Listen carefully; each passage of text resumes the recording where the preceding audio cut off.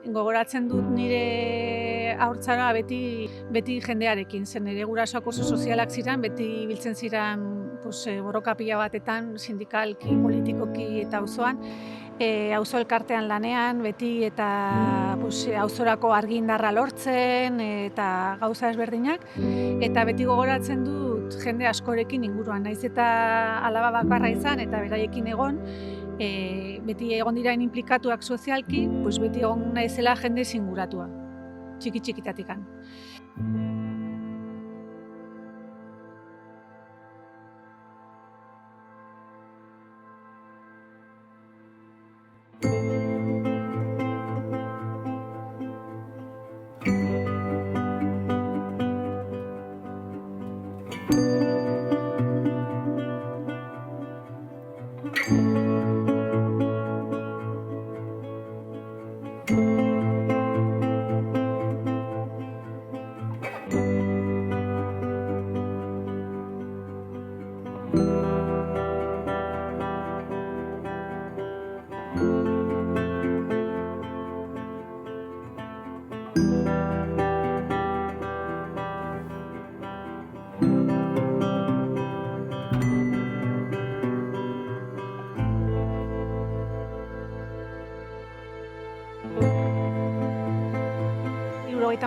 An Irunen jaio nintzen, Irungo auzo batean, langile auzo batean, batez ere Extremaduratik eta etorritako langileak ziren garai hartan, eta auzo berri bazan sortzen ari zena, baina langile eremukoa.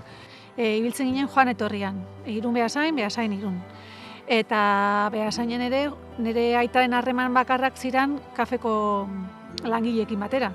Orduan kuadrilla eta dana egin genuna ziren kafeko langileak, eta nik bere seme alabekin pasatzen dituen asteburuakan, denbora pila bat, baina nire harremanak beti lotuta egon dira kafen inguruan. Celestino, lo que era soldador, interpretaba planos, estaba en una sección en la que de alguna manera dirigían un poco los tramos de soldadura, de cómo se debían de hacer, y yo estaba en la sección de mantenimiento. Coincidíamos en las naves de montaje que se denominan, que son específicas sobre todo de soldadura.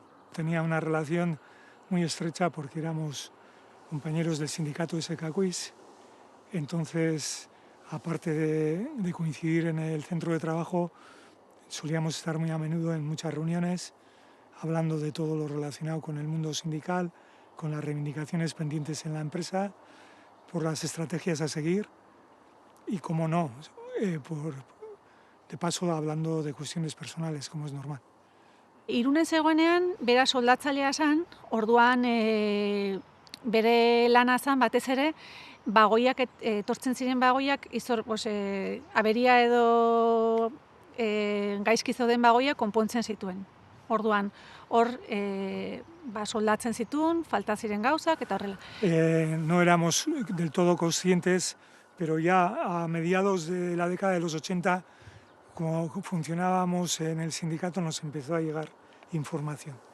Sobre todo en las secciones de soldadura era un aire muy tóxico, pero no sabíamos exactamente que estábamos respirando amianto.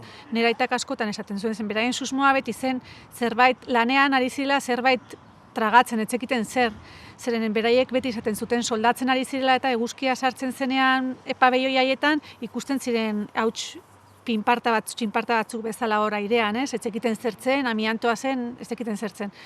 Baina beraiek iresten ari ziren zerbait, eta babesa oso eskaxa zen, enpresaren babes neurriak ziren eskaxa, ez zeuden babes neurririk, garai hartan. Pues en aquellos tiempos pocas medidas teníamos.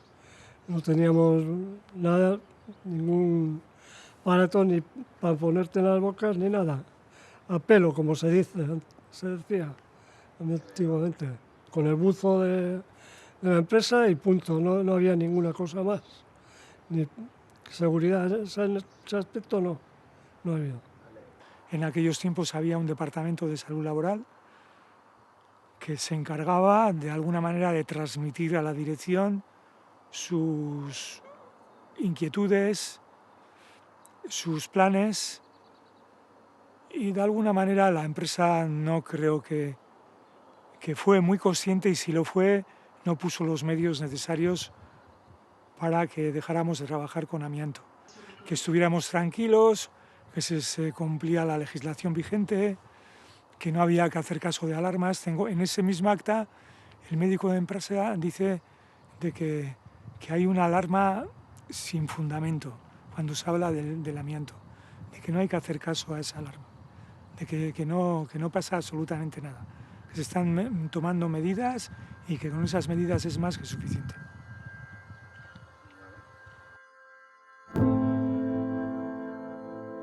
Nire aitaren afizioak ziren mendia eta taila. Egiten zuen egurra tailatzen zuen, horretarako zeukan tailer txiki bat, eta gauza pila bat egiten zituen zoragarriak, eta gero mendira joaten zen. Orduan, bera konturatzen hasi zen, mendira joaten hasi zenean, baina maldatan eta ezin zuela ja aurrera jo, ez? Eta hor hasi zen pixka bat fatiga hori somatzen baita ere, ez? Eta poliki-poliki utzi behar izan zuen hori dena egiteari, ezin zuen mendiratzen joaten, taiatzeari asko kostatzen zitzaion, maldak igotzea ere dena izan behar zuen laua, zen bestela asko fatigatzen zen, denbora pila pasatzen zuen boladak nahiko konstanteak ziren sukarrarekin eta arnaz faltarekin. Niretzako izan zuen eragin oso potentea. Zeren ez nuen adoleszentzia arrunt bat izan, adinarekin lotuta, ez? Neuzkan nire adinarekin lotutako momentuak, baina batez ere ardura handiarekin bizi izan du nituen, zen nire aitak pasatzen zituen bolada asko ospitalean, eta orduan nire amaren artean eta nire amarekin batera txandak egiten dituen ospitalean, medikuekin hitz egin, orduan nik ardura asko izan nuen adolescentziatik hasita urte pilo batetan zehar ardura pilo bat nire aitaren zaintzan baita ere. Gogoratzen dut 18 urte nitula adibidez, begirale ikastaroa egiten ari nintzela Donostin, eta nik izaten dituen hileroko batzuk oso txarrak. Eta getako egun batean jarri nintzen kriston hemorragiarekin, eta oso minbera eta oso gaizki, ez? Eta behar nuen etxera joatea, eta nire ama ere zebilen ikastaro batzuk egiten, eta nire aitari deitzen nion etxera, eta etzidan telefono hartzen, eta azkenean deitu behar izan nien nire ama ginarreba eta aita ginarrebari bila etortzeko, zeren ezin nuen ibili ere egin. Haiek etorri ziren nire bila kotxez, eta karo, etxera iritsintzen nire aita zegoen ohean kriston sukarrakin. Eta azkenean, sentsazio hori da, ez? Momentu askotan ere bai, zuk behar duzunean ere norbaitek zu zaintzea, ez? Azkenean ez zan beti posible, zergatik bera ere gaizki zegoenez, askotan berak zaindu nindun, noski, baina nire bizitza guztian zehar, baina tokatu izan zait, etxera iritsi ni gaizki egon, eta ni moldatu behar izatea nire gaizki egon horrekin, zen bera ere sukarrarekin zegoen oean, ez? Orduan, horrelako episodioak gertatu izan zaizkit baita ere. Poliki-poliki joan zen bere egoera okertzen. Eta iritsi zen momentu bat, 72 urte zitula, geundela neumologa Irungo ospitalean ginela, konsulta batean, ama, aita eta ni, 3 ginen, esan zigutela ezin zela ezer gehiago egin. Nire aita zegoela oxigeno maila oso bajuekin, bere birikak ez zutela beraien lana egiten, eta zegoen 24 ordu behar zuela oxigenoa. Kalera ateratzen zen motxila batekin, oxigenoarekin. Orduan, momentu horretan esan zioten bere bizitza denbora kontua zela, denbora motza.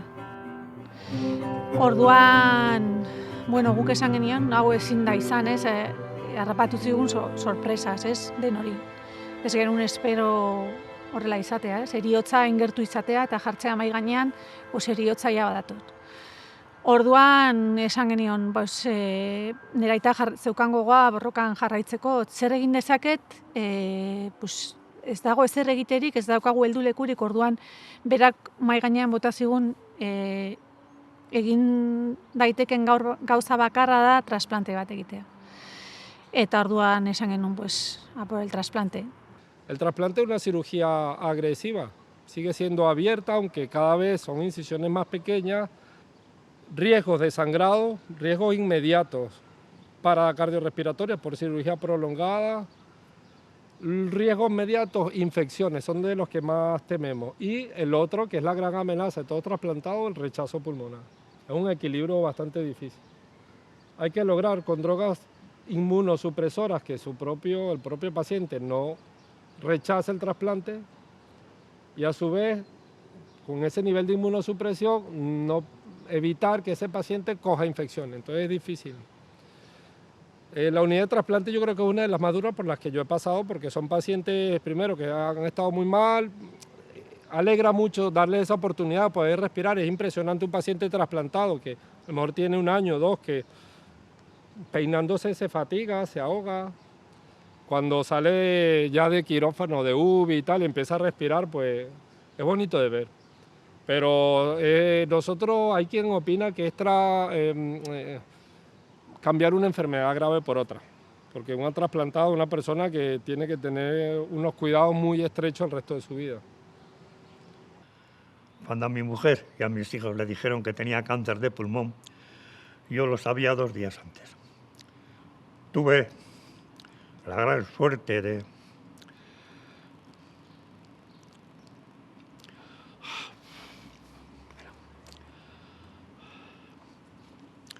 de coincidir con unos médicos que me lo hicieron todo en 1 mes, del diagnóstico hasta la operación, hasta quitarme el pulmón, fue en 1 mes.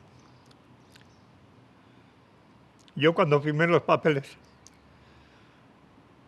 solamente tenía un 15% de posibilidades de salir del quirófano.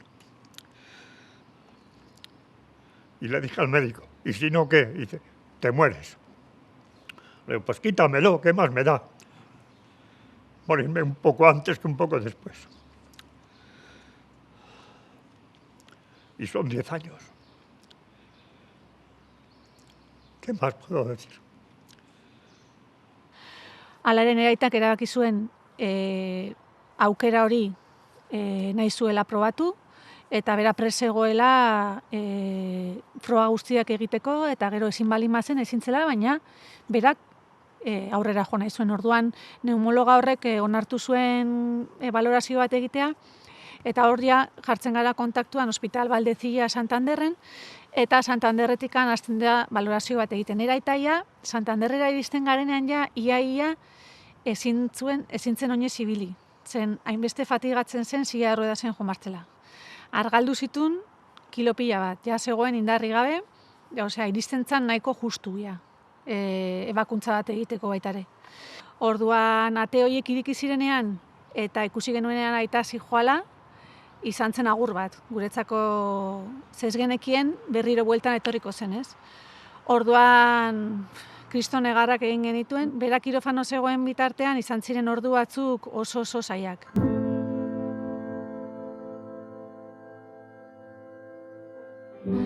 Eta, bueno, poliki joan zen superatzen, eta hor superatu zuen trasplantea. Hasieran izan zen kriston zubidoia, zen esan ziguten oso ondo zijoala eta berreskuratuko ezula bere bizikalitatea, baina horrek iraun zuen oso hilabete gutxi. Luego te haces la idea de que tienes limitaciones, porque luego te mandan a pasear por los pasillos con el cacharro ese andando y con todas las vías puestas. Y dices, por lo menos ando. Y yo tengo la gran suerte de que por lo menos vivo, y son 10 años. Ayer mismo, un amigo mío, 2 años mayor que yo, le han detectado un mesotelioma. Son una de las cosas de que para mí la siento totalmente. Porque la siento realmente porque al saber lo que es, todavía no te voy a decir que sea peor que lo que tenía yo, sino mucho peor, porque ellos prácticamente no tienen, y lamento mucho decirlo, ninguna posibilidad de pasar de 1 año de vida. En vez de vivir 1 año o 2 o 3 o 2 meses, si puedo vivir 5, pues mejor, ¿entiendes? Pero sin el dolor, que es lo principal.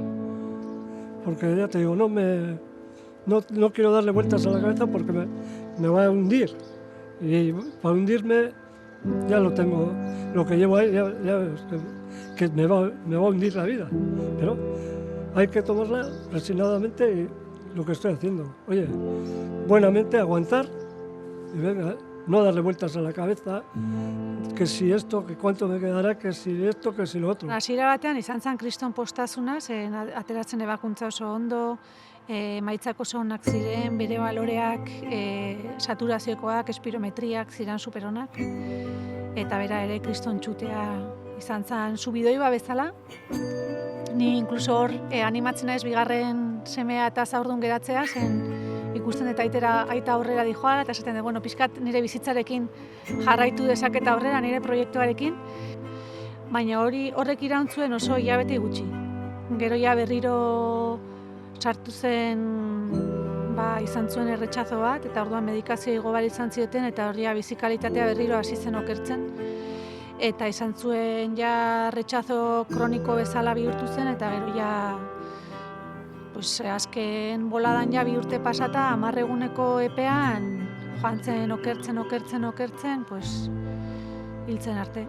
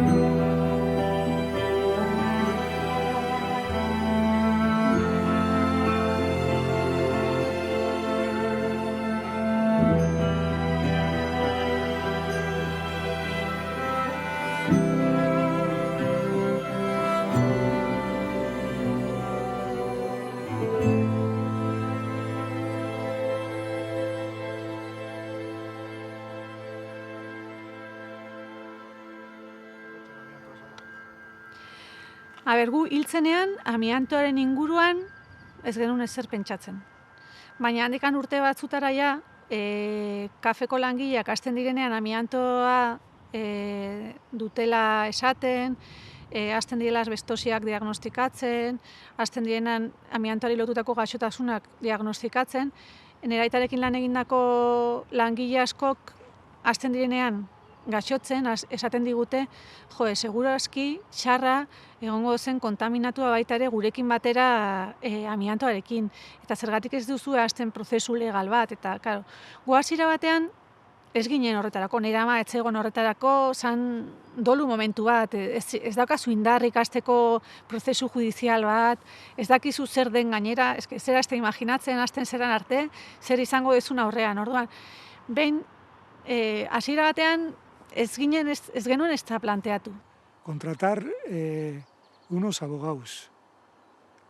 Las demoras que en este país supone entrar por la vía judicial, pues le crea un añadido de sufrimiento que no es justo, que no es ético, y da lugar a que en muchos casos, yo conozco casos de gente que ha muerto en CAR y no ha empezado a dar los pasos de la vía judicial por diferentes razones, por presiones familiares, por no enfrentarse a la empresa, gente que se ha quedado sin hacer absolutamente nada.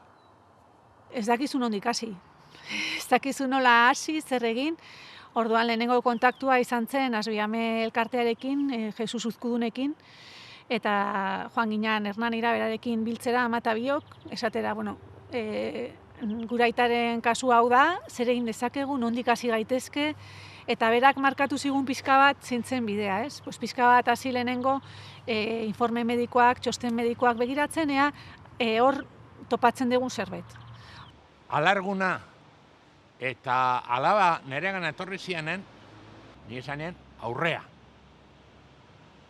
Naiz, beste batzuk lehendik esan zioten, ez zeukala aukeraik.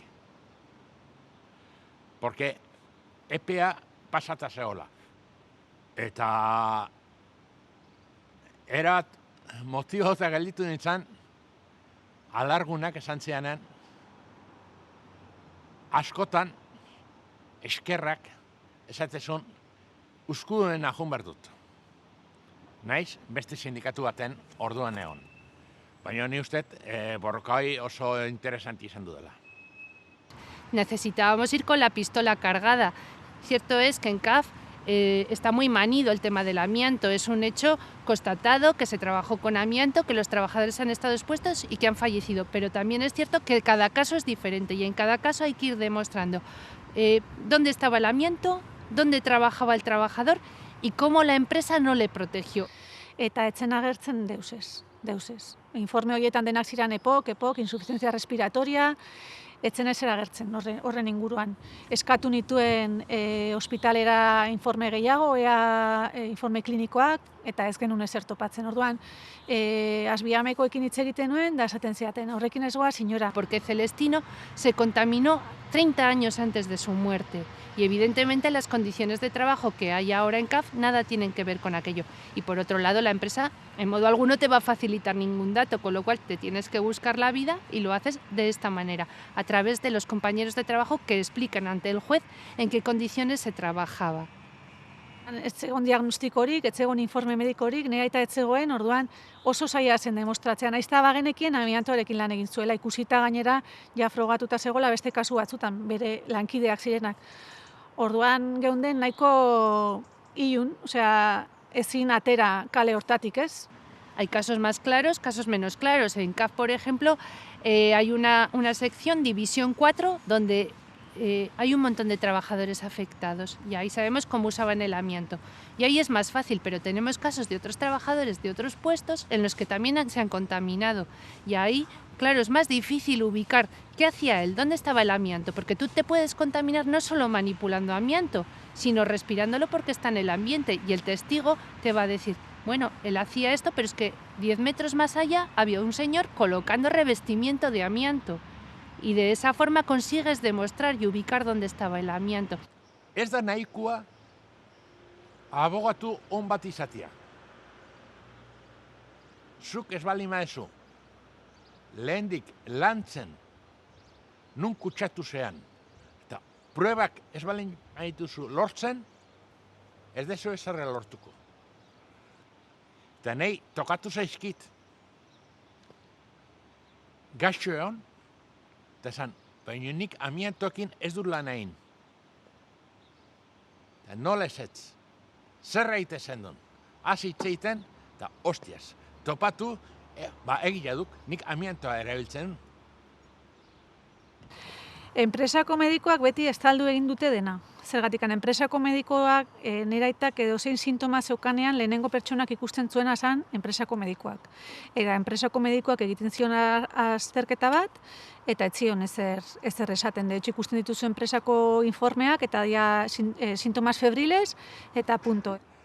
Cuando, fíjate, todos los años que esto, todos los años mirando y no veían que estaba ahí, y no sabían decirnos. No, le ha salido bien todos los análisis y todo, pero tengo bien todo, el pecho y esto. Sí, todo bien. Hasta el último día, cuando te jubilas, cuando ya te han dado, ya te has ido, entonces cuando te mandan a que te hagas unas pruebas en Zumarraga, sabiendo ellos que tenías, ¿por qué te mandan? Eso, los médicos trabajan más para la empresa que para el operario. Bueno, los médicos de empresa, como el nombre ya lo indica, son médicos de empresa. A los médicos de empresa les paga la empresa. Entonces, entre que probablemente no tendría una información muy acabada y entre la presión que tiene un médico de empresa para realizar su labor, siempre en este punto y en cualquier otro tema tienen una actitud siempre de mitigar alarmas, rebajar las reivindicaciones para que al final sean lo más baratas posibles las medidas que se pongan en vigor.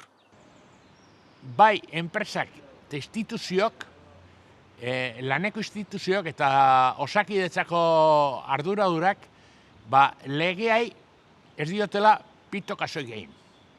Eta gaur egun berdin jarraitzeute osakidetzako mediku gehienak. ez dutelako parte ematen, gaixotasun bat antzemateutenen behartuta daude lan gaixotasunan susmoa parte ematea. Eta ez dute egiten, da orduan eskutuan gelditzen dira gaixotasun horiek. A mí lo que más me fastidia es de que sabiendo ellos les importaba menos la vida de una persona que el coste de su producción. Eso es lo que realmente a mí me revienta. Bustos, zan Gasteizko garaje modernoko mekaniko bat, Legazpin lanen eizala gaixotu eta urtebete bajan egon ondoren lanea bialdu zuten. Bezintzun lanik egin, uste zuten bizkarreko mina zula. Eta berriz behiratzen hasten dira eta zeukan mesotelioma. Eta bere etxea bisita nionen esan un hostiaz. Hau ez diot desiatzen nire etzai haundinare.